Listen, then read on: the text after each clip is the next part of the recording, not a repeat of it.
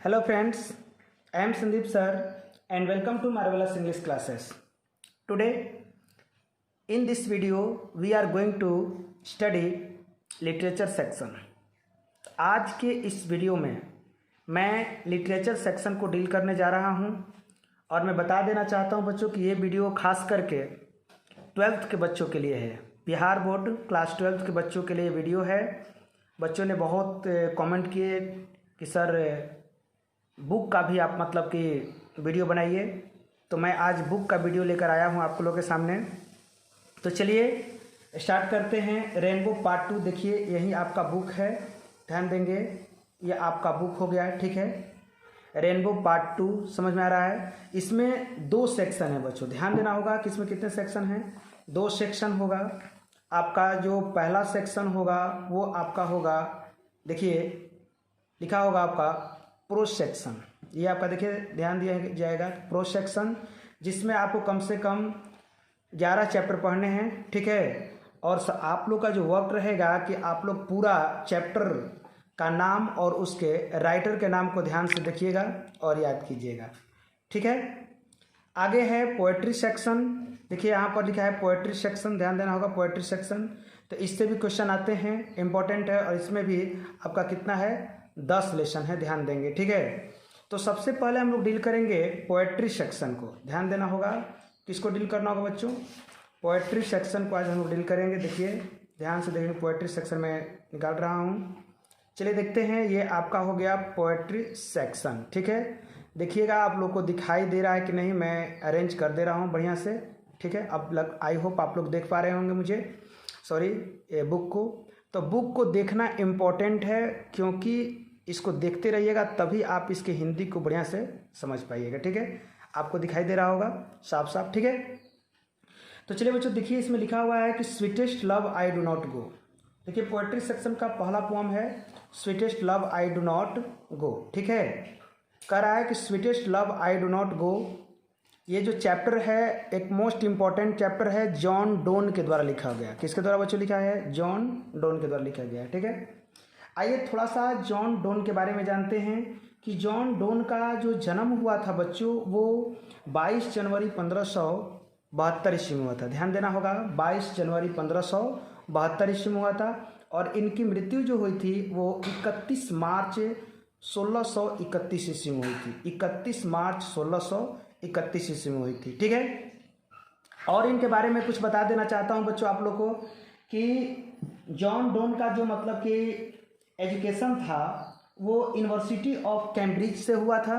ध्यान रखेंगे, university of Cambridge जो आपके बुक में नहीं दिया गया है, ठीक है, आप लोग नोट कर लीजिएगा। यूनिवर्सिटी ऑफ कैम्ब्रिज में और यूनिवर्सिटी ऑफ ऑक्सफोर्ड लिंकन, इनमें भी इनका मतलब कि पढ़ाई लिखाई हुआ था, ठीक है बच्चों। देखिए इनके जन्म का जो प्लेस था वो लंदन था, इंग्लैंड, यानी कि इनका जन्म जो है वो लंदन इंग्लैंड में हुआ था। बिल्कुल बढ़िया से याद रखिए कीजिएगा, ये सब ऑब्जेक्टिव क्वेश्चन आपका बनेगा, ठीक है। तो ऑब्जेक्टिव क्वेश्चन को ध्यान में रखना चाहिए। उसके बाद वो थोड़ा सा मैं और इनके बारे में बता देना चाहता हूँ कि इनका जो मृत्यु भी हुई थी वहीं पर हुआ था, लंदन में ही, ठीक है, इंग्लैंड में ही। जॉन डोन जो है एक लीडिंग इंग्लिश पोएट थे। अगर इनके बारे में अगर कुछ आता है आपको तो आपको बताना होगा कि ये एक इंग्लिश पोएट थे। और इनका नाम दूसरा में नहीं लीजिएगा, नॉवलिस्ट आता है, राइटर आता है, ड्रामेटिस्ट आता है, नॉवलिस्ट आता है। तो इसमें सिर्फ आपको पोएट में टिक करना होगा कि जॉन डोन जो थे वे एक लीडिंग इंग्लिश पोएट थे, ठीक है। तथा इनको मेटाफिजिकल पोएट के नाम से जाना जाता है। ये भी ध्यान में रखेंगे कि इनको किस नाम से जाना था, वो मेटाफिजिकल पोएट के नाम से इनको जाना जाता है। देखिए यहाँ पर जैसे आपको लिखा गया है मेटाफिजिकल पोएट, मैं पढ़ाऊंगा तो सब कुछ पता चलेगा आपको। मेटाफिजिकल पोएट के नाम से इनको जाना जाता है। और इनके जो पिताजी का नाम था वो जॉन था, जो कि एक मर्चेंट थे, एक व्यापारी थे। और इनकी माताजी का नाम था एलिजाबेथ हेवुड। एलिजाबेथ हेवुड इनके माताजी का नाम था। ये बड़े ही रिच फैमिली से बिलोंग करते थे, कोई मतलब गरीब परिवार के नहीं थे, ठीक है। आइए जानते हैं बाबू इनके विषय में। कह रहा है कि John Donne 1572 1631 the pioneer of a new kind of lyrical and hysterical verse called metaphysical was born in London into a prosperous family, prosperous Roman Catholic family. ध्यान देना होगा बच्चों, यहाँ पे क्या बता रहा है आपको कि वे एक पायोनर थे। सबसे पहले इसके वर्ड मीनिंग को भी आप नोट करते चलो, ठीक है। वर्ड मीनिंग में क्या होगा बच्चों कि पायोनर का मतलब होता है आपका पथ प्रदर्शक कह सकते हैं, ठीक है, या खोज करने वाले कह सकते हैं। न्यू काइंड ऑफ, एक नए प्रकार के। लिरिकल का मतलब होता है लयात्मक या गयात्मक कह सकते हैं, और हिस्टेरिकल का मतलब होता है हास्यात्मक या व्यंग्यात्मक के नाम से भी हम जान सकते हैं, ठीक है। उसके बाद आपका वर्ष का मतलब होता है काव्यखंड या कविता भी कह सकते हैं। कॉल्ड मतलब कहा जाता है। मेटाफिजिकल, मेटाफिजिकल के नाम से, मेटाफिजिकल का मतलब होता है आध्यात्मिक, या आप ये भी कह सकते हैं बाबू कि आत्म विषयक या आध्यात्मिक भी कह सकते हैं। Was born in London into a prosperous Roman Catholic family, यानी कि प्रोस्पेरस का मतलब होता है बाबू समृद्ध परिवार, यानी कि समृद्धशाली, यानी कि धनी मनी भी कह सकते हैं, ठीक है। और रोमन कैथोलिक फैमिली का मतलब होता है बाबू कि ईसाई धर्म में, यानी कि ईसाई परिवार में इनका जन्म हुआ था। आइए इसका पूरा अर्थ समझते हैं कि आत्मविषयक कहे जाने वाली ज्ञात्मक एवं हास्यात्मक कविता के एक नए ढंग की खोज करने वाले जॉन डोन। देखिए क्या है, कह रहा कि बाबू एक पायोनर थे, पथ प्रदर्शक थे। किसके भाई? तो of a new kind of lyrical, lyrical कहता हूँ लयात्मक कह सकते हैं, मैंने कि एक नए प्रकार के लयात्मक और हास्यात्मक कविता के। यानी कि पायोनर किसके थे भाई? वो तो लयात्मक और हास्यात्मक कविता के पायोनर थे, जिसे ये लयात्मक और ज्ञात्मक कविता क्या कहा जाता है बाबू? जिसे हम लोग मेटाफिजिकल के नाम से जानते हैं। और मेटाफिजिकल का मतलब होता है आध्यात्मिक। समझ जाइएगा क्या होता है बच्चों? आध्यात्मिक। और इनका जन्म कहाँ हुआ? वॉज बॉर्न, जन्म लिए किसमें भाई? इन लंदन, लंदन में इनका जन्म हुआ। Into a prosperous Roman Catholic family, यानी कि इनका जो जन्म हुआ था वो ईसाई परिवार में इनका जन्म हुआ था, ठीक है। आगे बढ़ते हैं थोड़ा सा करके। Of traders at a time when England was staunchly anti Catholic, यानी कि जब इनका परिवार, ध्यान दे, जब इनका जो मतलब कि देश था, इंग्लैंड जो देश था, इनका जन्म किस समय में हुआ था? तो इनका जन्म बच्चों उस समय हुआ था जब इंग्लैंड जो है वो कैथोलिक विरोधी, यानी कैथोलिक विरोधी जो है विचारधारा वाला देश था। यानी कि उस समय इंग्लैंड में ईसाई धर्म का उतना प्रचार प्रसार नहीं हुआ था। वो कैथोलिक धर्म को मतलब कि विरोध कर रहे थे। उस समय इनका जन्म जो है इंग्लैंड में हुआ था, ठीक है। आइए एक और बात समझते हैं इनके बारे में। ऑफ ट्रेडर्स का मतलब होता है व्यापारी। ध्यान रखना होगा कि ट्रेडर्स में क्या होता है बाबू? व्यापारी होता है। तो ट्रेडर्स एट अ टाइम मैंने उस समय हुआ था when England was staunchly anti Catholic, जब इनका जो मतलब कि इंग्लैंड जो देश था उस समय धर्म विरोधी आंदोलन से जूझ रहा था, धर्म विरोधी जो दौर था उससे चल रहा था, ठीक है। देखिए आगे थोड़ा सा समझते जाइए। यहाँ पे दे रहा है कि डोन वॉज फोर्स्ड। अब देखिए आपका ऑब्जेक्टिव क्वेश्चन क्या निकल सकता है यहाँ पर कि इनका जन्म जो है वो किस परिवार में हुआ था। तो यहाँ पर देखिए ये आपका ऑब्जेक्टिव क्वेश्चन हो जाएगा, रोमन कैथोलिक फैमिली। दूसरा मैंने कैसे परिवार में जन्म हुआ था? तो एक प्रोस्पेरस फैमिली में जन्म हुआ था। ये क्या थे? तो एक मेटाफिजिकल पोएट थे। तो ध्यान रखना होगा यहाँ पे जन्म कब हुआ तो ये समझना होगा, ठीक है। क्लियर हो गया? आगे बढ़े बाबू कि डोन वॉज फोर्स्ड। देखिए डोन को फोर्स किया गया। किस लिए फोर्स किया गया? टू लीव, छोड़ने के लिए। देखिए यहाँ पर टू लीव का मतलब क्या हुआ? छोड़ने के लिए ऑक्सफोर्ड यूनिवर्सिटी को, यानी ऑक्सफोर्ड यूनिवर्सिटी को छोड़ने के लिए इनको फोर्स किया गया विदाउट अ डिग्री, बिना किसी डिग्री के, ठीक है, बिकॉज ऑफ हिज रिलीजन, उनके धर्म के कारण। देखिए चूंकि ये तो ईसाई परिवार में जन्म लिए थे, बात को समझिएगा थोड़ा सा, ईसाई परिवार में जन्म लिए थे और ईसाई पर उस समय इंग्लैंड जो था वो एंटी कैथोलिक था, जिसके चलते मतलब कि जब इनका एडमिशन हुआ था ऑक्सफोर्ड यूनिवर्सिटी में तो बिना किसी डिग्री के ही उन्हें निकाल दिया गया था, ठीक है। बिना किसी डिग्री के बच्चों उनको निकाल दिया गया था, ठीक है। और उनका कारण क्या था निकलने का बाबू? तो हिज रिलीजन, उनका धर्म। तो ये आपका ऑब्जेक्टिव क्वेश्चन तैयार हो जाएगा, ठीक है। कह रहा कि ही स्टडीड लॉ, उन्होंने लॉ का स्टडी किया। लॉ मतलब कानून, ठीक है। और थियोलॉजी का स्टडी किया। देखिए थियोलॉजी का मतलब क्या होता है वो ध्यान रखना होगा। थियोलॉजी का मतलब होता है कि आध्यात्म, यानी कहने का मतलब कि पौराणिक कथाओं या थियोलॉजी मतलब यहाँ पर क्या कर सकते हैं कि अध्यात्म का अध्ययन किया, ठीक है। यहाँ पर ध्यान रखना होगा लॉ एंड रीड थियोलॉजी, मैंने स्टडी किया उन्होंने लॉ का। देखिए स्टडी और रीड में अंतर क्या होता है थोड़ा समझ लेना होगा। स्टडी का मतलब होता है बच्चों कि पढ़ने के साथ साथ उसमें डूब जाना, उसका स्टडी करना, ज्ञान प्राप्त करना, ठीक है। और रीड का मतलब होता है सिर्फ यूं ही रीडिंग देना, पढ़ना। तो उन्होंने रीड किया आध्यात्मिक पुस्तकों का और लॉ का उन्होंने स्टडी किया। ही also participated in 2 naval expeditions and became secretary to a powerful noble। ध्यान देना होगा बच्चों, यहाँ पर कितना इंपॉर्टेंट बात आपको बताया गया। कह रहा बाबू कि उन्होंने कह रहा है कि ही also participated। देखिए पार्टिसिपेटेड का मतलब क्या होता है, पार्टिसिपेटेड का मतलब होता है वो भाग लेना। तो वो भाग लिए थे, किसमें भाग लिए थे बाबू, तो किसमें भाग लिए थे, ध्यान देना होगा किसमें भाग लिए थे। तो आइए समझते हैं। लिख रहा है कि 2 नेवल एक्सपेडिशंस, यहाँ पर 2 नेवल एक्सपेडिशन का मतलब होगा कि 2 नौसेना विभाग। देखिए नेवल एक्सपेडिशंस का मतलब होता है नौसेना विभाग और 2 मतलब 2 नौसेना विभागों में वे अभियानों में वे भाग लिए थे। एंड बिकेम सेक्रेटरी, और सेक्रेटरी बन गए टू अ पावरफुल नोबल। कह रहा है कि और वहाँ के वो क्या बन गए, सेक्रेटरी बन गए, मतलब कि अच्छी खासी वे सचिव की नौकरी करने लगे। और वहाँ पर ध्यान देना होगा, यहाँ पे प्रॉब्लम क्या हुआ कि पावरफुल जो नोबल वहाँ के जो मतलब कि सेक्रेटरी के रूप में जो मतलब कि चुने गए, प्रभावशाली, ध्यान रखना होगा कि यहाँ पर पावरफुल मतलब प्रभावशाली या शक्तिशाली भी कह सकते हैं, ठीक ना। तो जो प्रभावशाली और अच्छी खासी जो उनको नौकरी मिली, सचिव की जो नौकरी मिली, अ जॉब ही लोस्ट, ध्यान देना होगा कि अ जॉब ही लोस्ट, नौकरी जो है वो खो दिए। When he was briefly sent to prison for secretly marrying his partner's niece. अब यहाँ पर ध्यान देना कि पार्टनर्स नीस का मतलब क्या होता है, पैट्रॉन्स नीस। पैट्रॉन्स नीस का मतलब क्या होता है, पैट्रॉन्स का मतलब होता है आश्रयदाता। अब यहाँ पर पूरा अर्थ समझते हैं क्या होता है। देखो अ जॉब ही लोस्ट, एक जॉब खो दिए। When he was briefly sent into prison, जब वे कुछ समय के लिए, यानी कि बहुत कम समय के लिए, थोड़े समय के लिए जब उनको जेल जाना पड़ा, तो क्या हुआ, वो नौकरी उनकी छूट गई, ठीक है। अब जेल क्यों जाना पड़ा भाई, इसका क्वेश्चन का आंसर क्या होगा।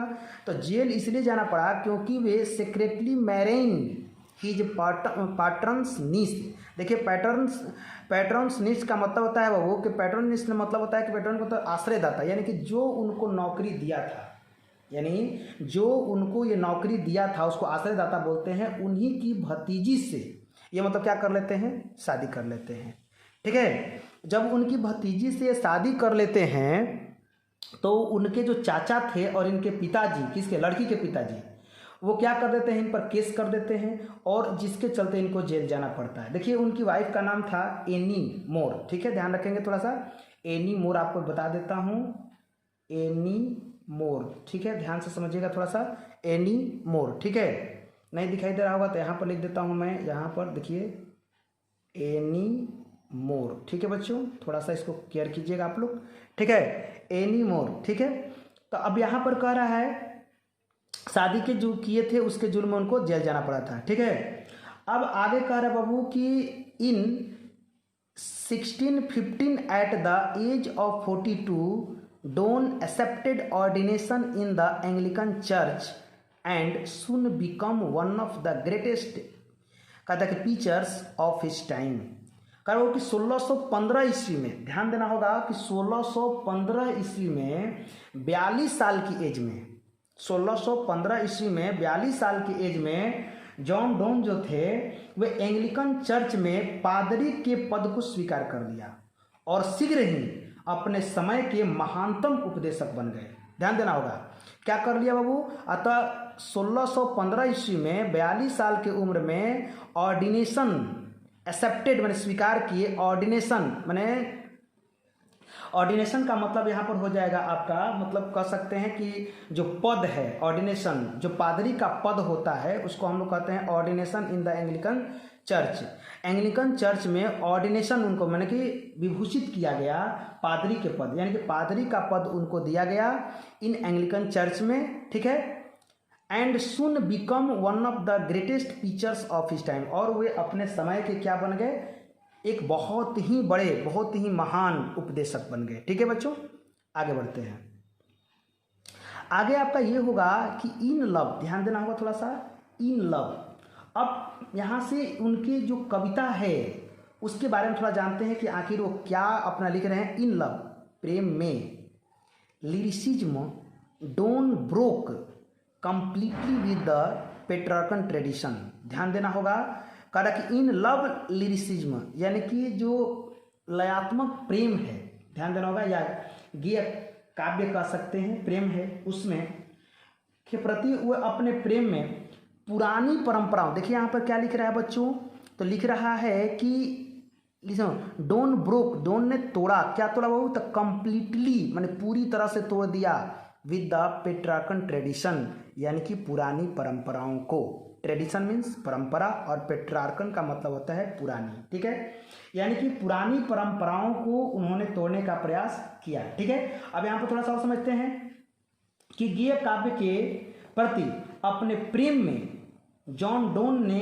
पुरानी परंपराओं को पूरी तरह से तोड़ दिया, ठीक ना। और पूरी तरह से तोड़ने के बाद क्या किया बाबू, तो introducing and intellectual and colloquial tone, माने कि क्या इंट्रोड्यूस कराते हुए, तो परिचय कराते हुए एक बौद्धिक, इंटेलेक्चुअल का मतलब क्या होता है बच्चों, बौद्धिक, एवं कोलिक्वल टोन, कोलिक्वल टोन का मतलब होता है सामान्य बोल चाल योग्य स्वर। देखिए, समान बोल चाल योग्य स्वर, यानी कि उन्होंने तोड़ दिया पुरानी परंपराओं को, पूर्णतः तोड़ दिया, तथा एक बौद्धिक, और देखिए यहाँ पर इंटेलेक्चुअल का मतलब क्या होता है, बौद्धिक, एक बौद्धिक एवं कोलिक्वल टोन का मतलब होता है बोलचाल की भाषा कहते हैं, यानी कि सामान्य बोलचाल की जो भाषा होती है उसके, और टोन मतलब क्या होता है, बोली, स्वर, ठीक है, स्वर का परिचय करवाया। उन्होंने क्या किया बाबू, परिचय करवाया, यानी कि इंट्रोड्यूस कराया, ठीक है। करा कि हिज लव पोएम्स, उनकी जो प्रेम वाली कविता है, जो प्रेम पर परिपूर्ण कविता है, प्रेम के बारे में लिखी हुई जो कविता है, use the latest discoveries of science and geography to hammer home a point and combine passion with verbal and intellectual teaching। अब यहाँ पर थोड़ा सा ध्यान देना होगा आपको, यहाँ पर साइंस और ज्योग्राफी की बात क्या कर रहा है, कह रहा है कि उनकी जो प्रेम भली जो कविताएं हैं वो किसी बिंदु पर जोर देने हेतु, माने किसी बिंदु पर जोर, लिखा है ना कि पॉइंट माने किसी बिंदु पर जोर देने हेतु नवीनतम, यानी कि लिखा हुआ है यहाँ पर कि लेटेस्ट मतलब नया, नवीकरण, यानी कि नया वैज्ञानिक एवं भौगोलिक खोजों का, ध्यान देना, वैज्ञानिक, ध्यान देना होगा थोड़ा सा, डिस्कवरीज मतलब क्या बाबू, खोज, तो किससे खोज को, तो वैज्ञानिक एवं ज्योग्राफी, भौगोलिक खोजों का इस्तेमाल करती है, यानी कि इनकी जो कविताएं हैं वो किसी बिंदु पर जोर देते हुए नया जो वैज्ञानिक और भौगोलिक खोज हैं उसको इस्तेमाल में लाती है, इस्तेमाल करती है, ठीक है। और एक और बात इसमें कह रहा है, इस्तेमाल करती है with verbal and intellectual teaching, ध्यान देना है, तथा शाब्दिक एवं बौद्धिक पीड़ा के साथ उत्कंठा के भावों का समावेश करती है।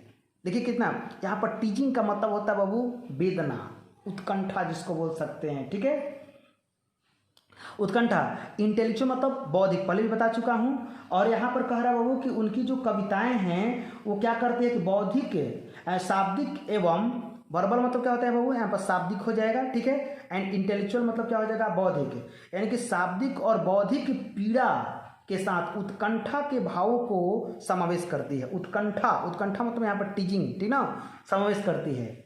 आगे बता रहा है कि Donne is well known for his songs and sonnets. Donne जो हैं वो अपनी सॉन्ग और सोनेट्स के लिए जाने जाते हैं, कहता है कि सटायर्स एंड द एलेजीज के लिए जाने जाते हैं, एंड सरमन्स के लिए जाने जाते हैं। इनकी रचनाएं हैं, थोड़ा सा इसको भी ध्यान रखिएगा, एग्जाम में पूछा जा सकता है ऑब्जेक्टिव में, सरमन्स, ठीक है।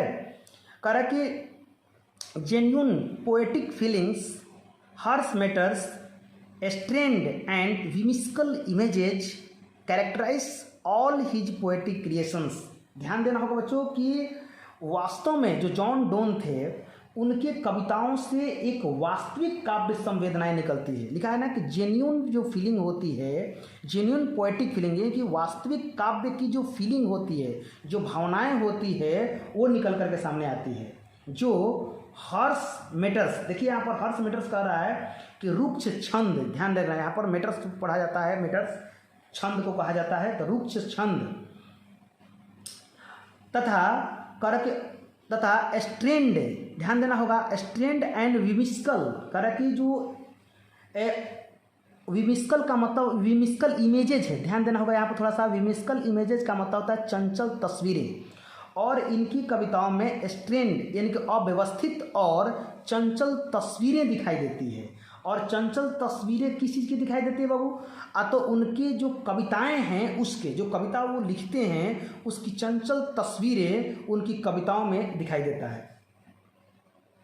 यानी चंचल जो तस्वीर है उनकी समस्त काव्य रचनाओं की मुख्य विशेषता होती है। यानी कि उनकी जो काव्य की विशेषता जो होती है उसमें ऐसा लगता है जिनकी जो एक तस्वीर के रूप में प्रकट किया गया हो, एक तस्वीर के रूप में उसको दर्शाया गया हो। ठीक है, तो आप लोग जॉन डोन के बारे में समझे। अब थोड़ा सा इसके ऑब्जेक्टिव क्वेश्चन को डील करते हैं।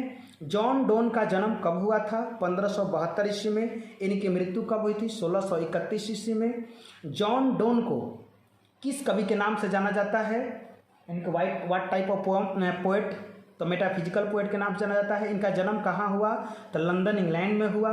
इनका जन्म जो है एक धनी मनी परिवार में, प्रोस्पेरस फैमिली में हुआ था, रोमन कैथोलिक फैमिली का जन्म हुआ था। ठीक है बच्चों, आगे बता रहा हूँ आपको। उनका जन्म उस समय हुआ था जब इंग्लैंड जो है स्टॉन्चली एंटी कैथलिक से जूझ रहा था। इनको कॉलेज से निकाल दिया गया बिना किसी डिग्री के, वो था उनका रीजन धर्म था। ठीक है, उसके बाद उन्होंने लॉ और थियोलॉजी का स्टडी किया, ध्यान दीजिएगा।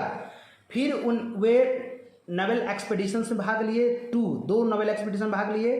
वे सेक्रेटरी के पद पर हुए। उनको उस जॉब से भी निकाल दिया गया, माने कि उनको जॉब से निकाल क्या दिया गया, निकलने पर मजबूर कर दिया गया। क्योंकि उनका कारण क्या था? क्योंकि वो एना मोर से मतलब कि चुपके से शादी कर लिए थे और वो उनकी भतीजी थी जो उनको नौकरी दिया था। ठीक है, यहाँ तक क्लियर हो गया।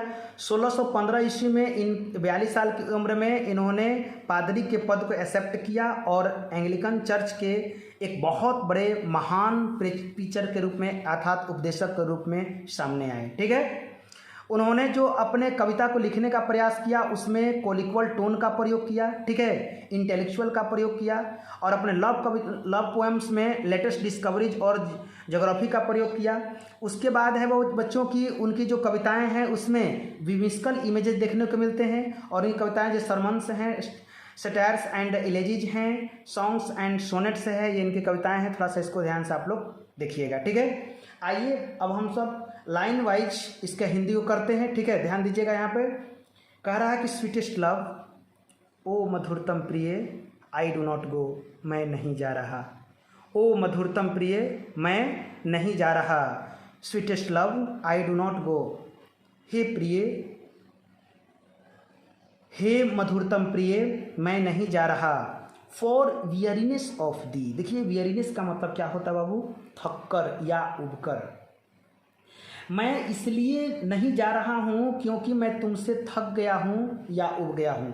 ऑफ दी, देखिए THED का प्रयोग, THED का प्रयोग किया है, तुम। ध्यान देना होगा बच्चों, यहाँ पर किसका प्रयोग किया है? तुम, ऑब्जेक्ट के रूप में। ठीक है, किस रूप में बाबू?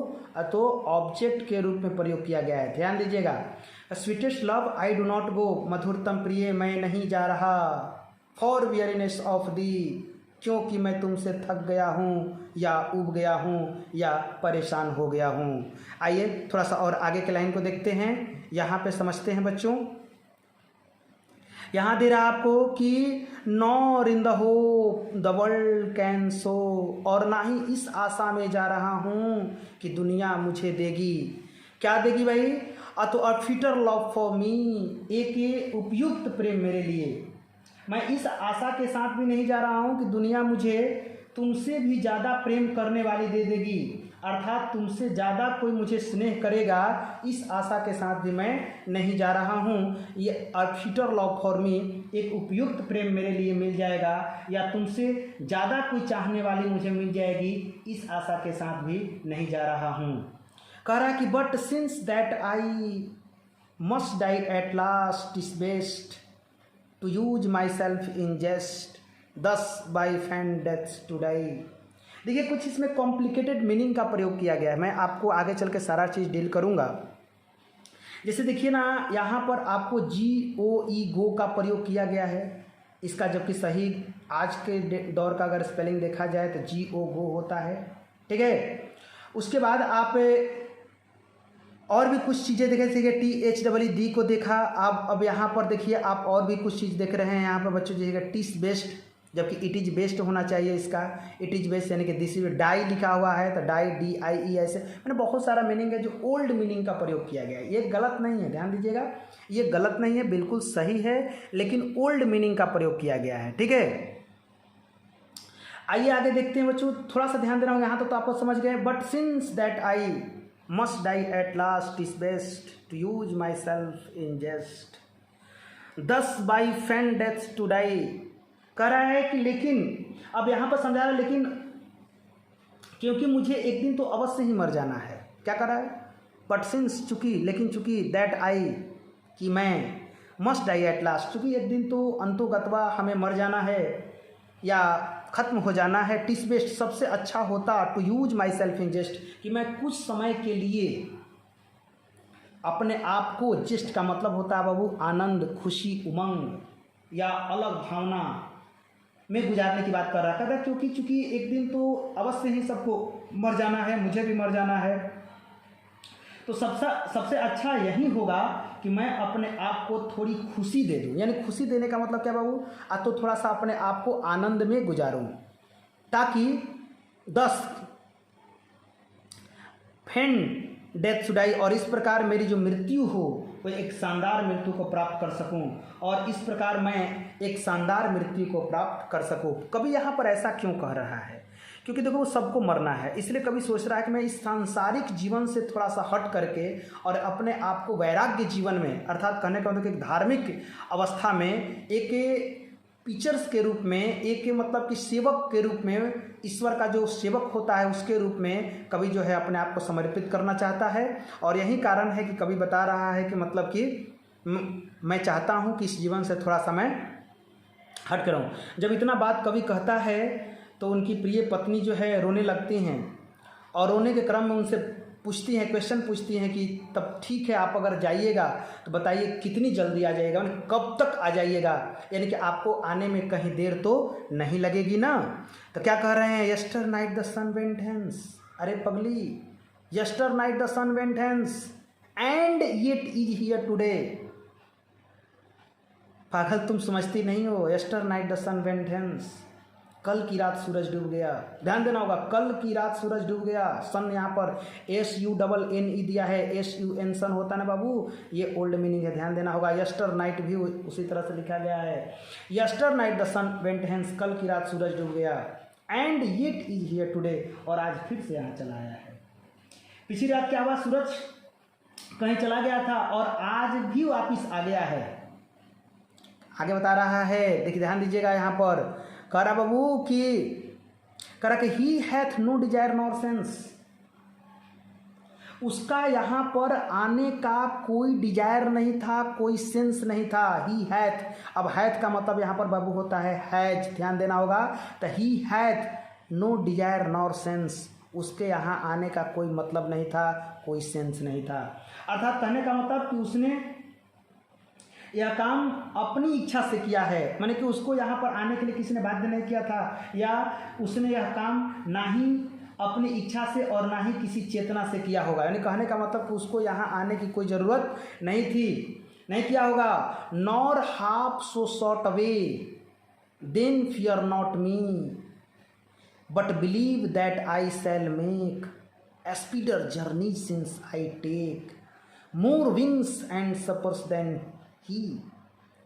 कह रहा है कि nor half so short away, कह रहा है और ना ही यह और उसे, अब यहाँ पे थोड़ा सा चीज़ को ध्यान देना होगा बच्चों कि nor half so short away, और जो उसकी दूरी है, जो उसके रास्ते हैं, वो भी कहीं कम नहीं हुई है। नॉर हाफ, ना ही आधा हुई है, शॉर्ट अवे, और ना ही उसकी दूरी ही कम हुई है।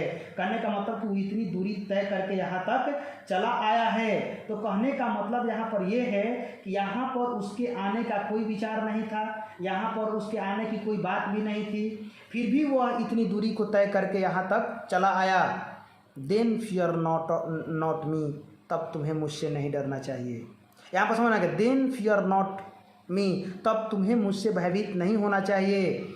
But believe that I shall make, लेकिन विश्वास रखना चाहिए कि मैं बनाऊंगा। क्या बनाऊंगा? स्पीडर जर्नी सिंस आई टेक, एक स्पीडर जर्नी बनाऊंगा, उससे भी एक तीव्रतर यात्रा बनाऊंगा। किससे? सूर्य से। सूर्य का यहाँ पर आने का कोई पर्पस नहीं था, कोई मतलब नहीं था, फिर भी सूरज यहाँ तक आया ना। वो हाफ जो दूरी थी वो तय करके आया ना, उस दूरी का कोई शॉर्ट उसके लिए रास्ता भी नहीं था। लिखा ना कि सो शॉर्ट अवे, उसके पास कोई शॉर्ट वे भी नहीं था, कोई तरीका भी नहीं था, फिर भी वो तय करके आया। तो मुझसे डरने की तुमको ज़रूरत नहीं है, मुझसे भयभीत होने की ज़रूरत नहीं है। But believe that I shall make, कि मुझ पर विश्वास करना है कि मैं बनाऊंगा स्पीडर जर्नी सिंस आई टेक, मतलब कि एक स्पीडर जर्नी बनाऊंगा, उससे भी तीव्रतर यात्रा बनाऊंगा, क्योंकि मेरे पास क्या है? तो मोर विंग्स हैं। विंग्स का मतलब यहाँ पंख होता है, लेकिन यहाँ पर उपकरण कह सकते हैं हम लोग। मोर विंग्स है एंड सपोर्स देन ही, और उससे भी ज़्यादा तो एक सच्चा कारण है। सपोर्स का मतलब होता है सच्चा रीजन, सच्चा कारण, देन ही, उससे यहाँ पर ही है। ध्यान देना होगा बच्चों कि मोर विंग्स, मेरे पास तो अनेकों उपकरण है, अर्थात कहने मतलब मेरे पास गाड़ी है, जहाज है, सब कुछ है, मैं उससे यात्रा करके जल्दी चला आऊँगा, और उससे ज़्यादा मेरे पास एक सच्चा कारण है। वो सच्चा कारण तुम्हारा प्यार है मेरी डार्लिंग, कि अगर मैं तुमसे प्यार करता हूँ, अगर मैं तुमसे प्रेम करता हूँ, तो बताओ कि मैं इतनी दूर तुमसे बहुत ज़्यादा दूर कैसे रह सकता हूँ, और ज़्यादा समय तक दूर कैसे रह सकता हूँ। सूरज का तो यहाँ पर कोई गर्लफ्रेंड नहीं थी, सूरज का तो यहाँ पर कोई प्यार नहीं था, फिर भी वो लौट करके यहाँ तक चला आया, फिर भी वो अपने समय पर आता है और जाता है। मेरे पास तो तुम्हारा सच्चा प्रेम है, उस प्रेम के खातिर मैं सूरज से भी तीव्र यात्रा करके तुम्हारे पास चला आऊँगा। यहाँ पर बच्चों जो जॉन डोन हैं अपने जो जर्नी की तुलना करते हैं वो सन से करते हैं। ठीक है, आप लोगों को समझ में आया होगा। आगे बढ़ते हैं थोड़ा सा हम लोग। आगे क्या कह रहा है कि वो how feeble is man's power, कितनी कमज़ोर होती है मानवीय शक्ति। ये जो मानवीय शक्ति होती है ना, वो कितनी कमज़ोर होती है। नहीं, जो ये मानवीय शक्ति होती है वो बहुत कमज़ोर होती है। That if good fortune fall cannot add another hour nor a lost hour recall but come bad chance. अब ध्यान दीजिएगा यहाँ पर क्या कह रहा है कि इफ गुड फॉर्चून फॉल, कि अगर उनका भाग्य साथ देता है, अगर उनकी किस्मत अच्छी होती है, तो वह मौज मस्ती के सिवाय कुछ नहीं सोचता है। यानी कि कहने का मतलब कि वो अपने में ही लीन रहते हैं। कहने का मतलब अब ये है कि जब मनुष्य का भाग्य साथ, यहाँ पर फीबल मतलब होता है कमज़ोर, है ना। मेंस पावर, मानव की जो शक्ति होती है बहुत कमज़ोर होती है, क्योंकि अगर उनका गुड फॉर्चून, फॉर्चून मतलब यहाँ पर होता है भाग्य, किस्मत, फॉल पड़ना होता है, cannot add another hour, कि वो उस समय कोई भी अन्य बात को याद करना नहीं चाहते हैं, मैंने कोई भी बीते हुए पल को वो दोहराना नहीं चाहते हैं, समझना नहीं चाहते हैं, वो अपने मस्ती में लीन रहते हैं। Cannot add another hour nor a lost hour recall, और ना ही बीते हुए जो समय है, जो बीता हुआ पल है, उसको वो याद ही करते हैं। यहाँ पर आ गया बाबू सुख और दुख की बात। यहाँ पर समझिएगा थोड़ा सा कभी यहाँ पर बता रहा है कि अगर मनुष्य सुखी रहता है, अगर मनुष्य का किस्मत उसके साथ रहता है, तो वो मौज मस्ती में रहता है और अपने बीते हुए दुख को, अपने बीते हुए परेशानी को, अपने बीते हुए समय को याद नहीं करता है। यानी कि कुल मिलाकर हम यह कह सकते हैं बच्चों कि कामनाओं से मिलती सफलता अगर, तो कर्मों में ध्यान लगाया न होता। अगर जिंदगी में ये लगती न ठोकर, तो माँ के मंदिर में माथा नवाया न होता। यानी कहने का मतलब अब ये होता है कि जब तक हमें मस्ती रहती है, जब तक हम खुश रहते हैं, तब तक हम किसी और बातों को याद नहीं करते हैं, अपने मस्ती में लीन रहते हैं। लेकिन जैसे ही बट कम बैड चांस, लेकिन जैसे ही बुरा वक्त आता है बच्चों, ध्यान देना होगा कि जैसे ही हमारा बुरा वक्त आ जाता है, तो अब बुरा वक्त में क्या करते हैं, तो हम मंदिर में, मस्जिद में, चर्च में पूजा पाठ करना शुरू कर देते हैं कि हे प्रभु हमें इस दुख से निजात दीजिए, हमें इस दुख से दूर कीजिए। यानी कि हम अपनी पूरी ताकत लगा देते हैं उस दुख से भागने के लिए। तो क्या कहता है, and we join to it our strength, और हम पूरी ताकत को झोंक देते हैं। And we teach it art and length itself over us to advance. क्या करते हैं कि हम अपनी पूरी ताकत लगा देते हैं। किसमें पूरी ताकत लगा देते हैं बाबू, तो पूरी हम ताकत लगा देते हैं कहाँ पर, आवर स्ट्रेंथ, पूरी ताकत को झोंक देते हैं किसमें, तो उस दुख से निजात पाने के लिए, उस दुख से हटने के लिए। कैसे वो दुख जो है वो मतलब कि क्या हो जाए, खत्म हो जाए। तो दुख से हटने के लिए हम उसको क्या करते हैं, अपनी पूरी ताकत को लगा देते हैं। एंड वी टीच, और हम उससे सीखते हैं। क्या सीखते हैं बाबू, इट आर्ट, उसकी कला को, एंड लेंथ, और उसकी गहराई को। दुख क्या होता है जब आप पर पड़ता है तब पता चलता है। वैसे हम दूसरे के दुख को समझते नहीं हैं, तो उसी प्रकार से जब अगर हम सुख में होते हैं तो दूसरे को देखते भी नहीं हैं। तो इसलिए कभी बताना चाहता है कि जब हम यहाँ पर कभी कहना क्या चाहता है अपनी पत्नी से, कभी ये कहना चाहते कि अरे पगली, जब मैं तुम्हारे पास था तब तो तुमको प्यार की याद नहीं आई, लेकिन जब मैं तुमसे दूर जा रहा हूँ तो तुमको मेरा अपना प्यार याद आ रहा है। देखिए यहाँ पर मेन चीज़ यही है। कभी अपने पत्नी के साथ ही न रहता था, लेकिन उस समय उसकी पत्नी प्रेम नहीं करती है या उससे दूर दूर रहती है, और जब जाने की बात आ जाती है तो उनको प्यार याद आ रहा है। ठीक है, तो वही कभी कह रहा है कि मतलब कि अपने हम पूरी ताकत को लगा देते हैं और उससे हम सीखते हैं कि ये दुख जो है क्या होता है, क्या होता है दुख, क्या होती है परेशानी, हमें उससे क्या होता है सीखने को मिलता है। आर्ट एंड लेंथ, और उसमें हम अपने आर्ट को अर्थात अपनी कलाओं को भी लगा देते हैं। ठीक है, उसे लड़ने के लिए अपनी सारी शक्ति लगा देते हैं। ठीक है, और उस बात से सीख मिलता है और आगे बढ़ते जाते हैं। और लिख रहा है कि itself over us to advance, और यही चीज़ जो है आगे बढ़ जाता है और यही चीज़ जो है ज़्यादा एडवांस बन जाता है। यानी कहने का मतलब कि अगर हम उससे सीखते हैं और यही चीज़ें क्या करता है कि हमें और आगे की तरफ एडवांस बना देता है और आगे की तरफ हमें ले जाता है। ठीक है, अब आइए जो मोस्ट इम्पॉर्टेंट लाइन है उसको समझते हैं, थोड़ा सा लास्ट होगा आपके लिए। ठीक है, थोड़ा देखते हैं क्या कह रहा है। तब उनकी पत्नी जो है वो रोने लगती है। जॉन डोन की पत्नी क्या करती है, रोने लगती है। तो रोने लगती है तो उनको समझाते हुए क्या लिखते हैं, कहते हैं व्हेन दाउ वीपेस्ट, कहते हैं कि व्हेन दाउ साइस्ट, ध्यान देना होगा बच्चों, कहते हैं कि व्हेन दाउ साइस्ट, अरे पगली जब तुम आहें भरती हो, दाउ साइस्ट नॉट वाइंड, तुम्हारे जो साइस्ट हैं, जो तुम्हारी आहें हैं, नॉट वाइंड, सिर्फ हवा को ग्रहण नहीं करती है, बट साइस्ट माई सोल अवे, वो मेरे आत्मा को उड़ा ले जाती है। जब तुम आहें भरती हो तो पगली तुम आहें सिर्फ नहीं भरती हो, वो आहें तुम्हारे हवा को ही, मतलब कि हवाओं को ही सिर्फ ग्रहण नहीं करती है, बल्कि मेरी आत्मा, मेरे जो आत्मा है, जो मेरी सोल है, उसको भी उड़ा ले जाती है। ठीक है, तो यहाँ पर देखिए कवि अपना प्रेम प्रकट कर रहे हैं अपनी पत्नी के सामने कि तुम रो मत, क्योंकि जब तुम रोती हो या जब तुम आहें भरती हो तो आहों के साथ मुझे भी दर्द होता है, तो इसलिए तुम ये आहें भरना बंद कर दो। व्हेन दाउ वीपेस्ट, और जब तुम रोती हो, अनकाइंडली काइंड, निर्दयतापूर्वक दया करती हो। जब तुम रोती हो तो ये निर्दयतापूर्वक मुझ पर दया करती। निर्दयतापूर्वक दया करने का मतलब क्या, कि ऊपर से तो तुम रो रही हो तो लग रहा है कि मुझ पर तुम दया कर रही हो, लेकिन अंदर ही अंदर वो दया नहीं है, वो निर्दयता है मेरे लिए, वो प्रेम नहीं है। वो प्रेम ही कैसा जब कोई जा रहा है कहीं पर तो रोने लगे। यहाँ पर कभी अब देखिए क्या समझा रहा है कि मुझे मेरा विदाई एक वीर पुरुष की तरह करो, कि मैं जा रहा हूँ, जल्दी लौट करके आऊँ। अगर तुम मुझे रोते हुए चेहरे से विदाई करोगी, आंसुओं के साथ विदाई करोगी, तो कहीं मैं रास्ते में जाऊँगा तो सोचते रह जाऊँगा कि मेरी प्रिय पत्नी कैसी होगी, मेरी गर्लफ्रेंड कैसी होगी, तो तुम्हारी ही सोच में तो मैं रह जाऊंगा ना। इसलिए मैं कहना चाहता हूं कि तुम अनकाइंडली काइंड मुझ पर करती हो, अर्थात निर्दयता पूर्वक दया मुझ पर करती हो। ठीक है, तो निर्दयता पूर्वक दया की बात इसलिए कवि कह रहा है क्योंकि वहाँ पर समझाना चाहे कि जब तुम सांस लेती हो, जब तुम आहें भरती हो, तो तुम मेरी आत्मा को उड़ा ले जाती हो, और जब तुम रोती हो तो मेरे शरीर में निर्दयी प्रकार का जो मतलब कि निर्दयी जो होता है वो दिखने लगता है। And my life's blood doth decay, और मेरे शरीर का खून जो है वो सड़ने लगता है। माई लाइफ्स ब्लड, मेरे शरीर का जो खून है, मेरे जीवन का जो ब्लड है, डोथ डीके, डीके का मतलब होता है सड़ने लगना या बर्बाद होने लगना। मेरा खून जो है वो सड़ने लगता है।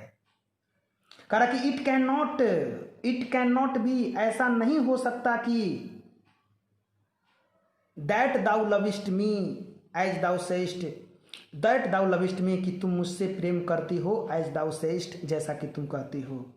कह रहा है कि ऐसा नहीं हो सकता कि तुम मुझसे प्रेम करती हो, जैसा कि तुम कहती हो वैसा तुम मुझसे प्रेम नहीं करती। अगर तुम मुझसे प्रेम करती, यहाँ पर समझने वाली थोड़ा सा सेंस है, अगर तुम मुझसे प्रेम करती तो यहाँ पर तुम मुझे खुशी खुशी विदा करती, अर्थात तुम्हारे चेहरे पर एक मुस्कान होता और इस दुआओं के साथ विदा करती कि आई होप आप जल्दी लौटिएगा, इसके साथ विदा करती। तुम इस तरह से रोती नहीं, तुम बहुत सेल्फिश हो, कवि ये कहना चाहता है।